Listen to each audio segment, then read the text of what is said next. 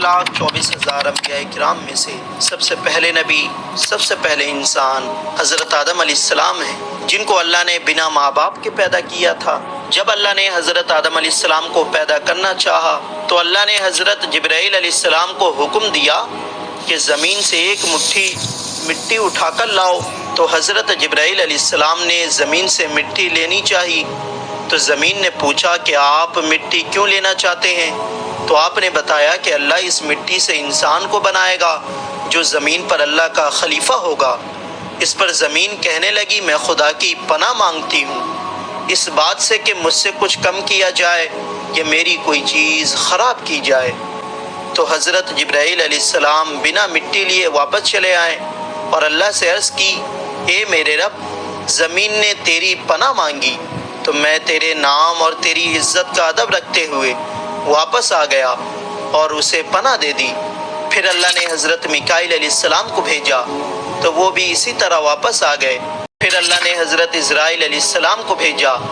جب زمین نے ان سے پناہ مانگی تو انہوں نے فرمایا میں اس بات سے اللہ کی پناہ مانگتا ہوں کہ اس کے حکم پر عمل کیے بغیر میں واپس چلا جاؤں۔ پھر انہوں نے زمین سے مٹی لی اور اللہ کی بارگاہ میں حاضر ہو گئے تو اللہ نے حضرت اسرائیل علیہ السلام کو روح قبض کرنے کا کام دے دیا اور اللہ نے فرمایا تم نے ہی اس مٹی کو زمین سے الگ کیا ہے تو تم ہی اس کو زمین میں ملاؤ گے، اور اس طرح ان کا نام ملک الموت پڑا۔ ہمارے نبی ارشاد فرماتے ہیں کہ اللہ نے حضرت آدم علیہ السلام کو ایک مٹھی مٹی سے پیدا کیا ہے جو پورے زمین سے لائی گئی تھی، جس میں لال، سفید، کالی، نرم اور سخت مٹی شامل تھی۔ بعض مفسرین نے کہا ہے کہ حضرت آدم علیہ السلام کی مٹی میں 60 قسم کے رنگ شامل تھے۔ وہ تمام رنگ آپ کی اولاد میں پائی جاتی ہے۔ جب زمین سے مٹی آ گئی تو مٹی کا گارا بنایا گیا، پھر اس پر کئی سال بارش برسائے گئے، پھر اسے ہواؤں کے ذریعے خشک کیا گیا تو بجنے والی مٹی کی طرح ہو گئی جیسے ٹھیکری۔ پھر فرشتوں کو حکم ہوا کہ اس کو میدان عرفات کے پاس وادی نعمان میں رکھ دو۔ اس کے بعد اللہ نے اپنے دست قدرت سے حضرت آدم علیہ السلام کا پتلا بنایا۔ جب حضرت آدم علیہ السلام کا وجود بن گیا تو فرشتوں نے پہلے کبھی ایسی خوبصورت شکل و صورت نہیں دیکھی تھی۔ وہ حضرت آدم علیہ السلام کا چہرہ دیکھ کر بڑے حیران ہوئے۔ پھر 40 سال تک پتلے کی صورت میں ہی اسی طرح وہ بے جان پڑا رہا۔ پھر اللہ نے روح کو حکم دیا کہ حضرت آدم علیہ السلام کے جسم میں داخل ہو جاؤ تو روح نے عرض کیا یا اللہ یہ جگہ نہایت گہری اور اندھیری ہے۔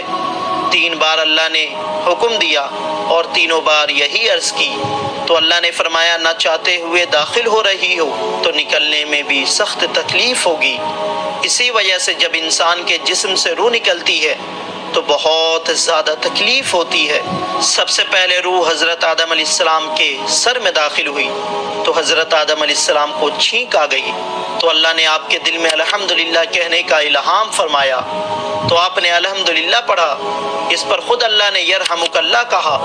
جب روح کمر تک پہنچی تو آپ نے اٹھنا چاہا مگر نیچے لے آئے کیونکہ نیچے کے حصے میں ابھی تک روح نہیں پہنچی تھی۔ جب تمام جسم میں روح پہنچ گئی تو اللہ نے حضرت آدم علیہ السلام سے کہا اے آدم بتا میں کون ہوں؟ تو حضرت آدم علیہ السلام نے کہا آپ اللہ ہیں، آپ کے سوا کوئی عبادت کے لائق نہیں۔ تو اللہ نے فرمایا تو نے صحیح کہا۔ پھر اللہ نے حضرت آدم علیہ السلام کو فرشتوں کی بیٹھی ہوئی جماعت کے پاس بھیجا اور فرمایا کہ جا کے کہو السلام علیکم۔ تو انہوں نے فرشتوں سے کہا السلام علیکم تو فرشتوں نے جواب دیا علیک السلام ورحمۃ اللہ۔ پھر اللہ نے کہا اے آدم یہ تمہارا اور تمہاری اولاد کا آپس میں سلام ہے۔ تو اس طرح سے حضرت آدم علیہ السلام جو کہ پہلے نبی اور پہلے انسان تھے ان کی تخلیق ہوئی۔ تو کامنٹ میں سبحان اللہ ضرور لکھیں۔